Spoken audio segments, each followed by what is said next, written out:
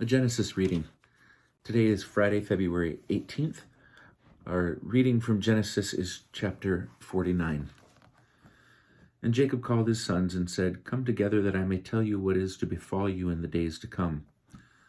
Assemble and hearken, O sons of Jacob, hearken to Israel your father.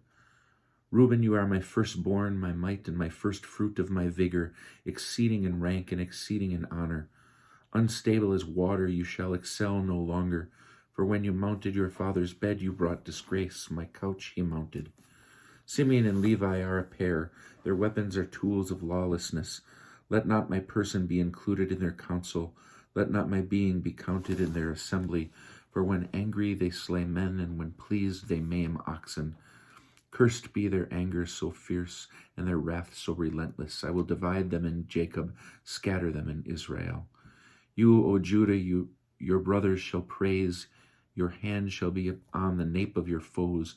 Your father's sons shall bow low to you. Judah is a lion's whelp. On prey, my son, have you grown. He crouches, lies down like a lion, like the king of beasts, who dare rouse him. The scepter shall not depart from Judah, nor the ruler's staff from between his feet, so that the tribute shall come to him, and the homage of peoples be his. He tethers his ass to a vine, his ass's foal to a choice vine. He washes his garment in wine, his robes in blood of grapes. His eyes are darker than wine, his teeth are whiter than milk. Zebulun shall dwell by the seashore, he shall be a haven for ships, and his flank shall rest on Sidon. Issachar is a strong-boned ass crouching among the sheepfolds. When he saw how good was security and how pleasant was the country, he bent his shoulder to the burden and became a toiling serf. Dan shall govern his people as one of the tribes of Israel. Dan shall be a serpent by the road, a viper by the path that bites the horse's heels, so that his rider is thrown backward. I wait for your deliverance, O Lord. Gad shall be raided by raiders, but he shall raid at their heels. Asher's bread shall be rich, and he shall yield royal dainties. Naphtali is a hind let loose, which yields lovely fawns. Joseph is a wild ass by a spring, wild colts on a hillside. Archers bitterly assail him, they shot at him and harried him, yet his bow stayed taut, and his arms were made firm by the hands of the mighty one of Jacob. There the shepherd, the rock of Israel, the God of your father who helps you, and Shaddai who blesses you with blessings of heaven above, blessings of the deep that couches below, blessings of the breast and womb. The blessings of your father surpass the blessings of my ancestors to the utmost bounds of the eternal hills.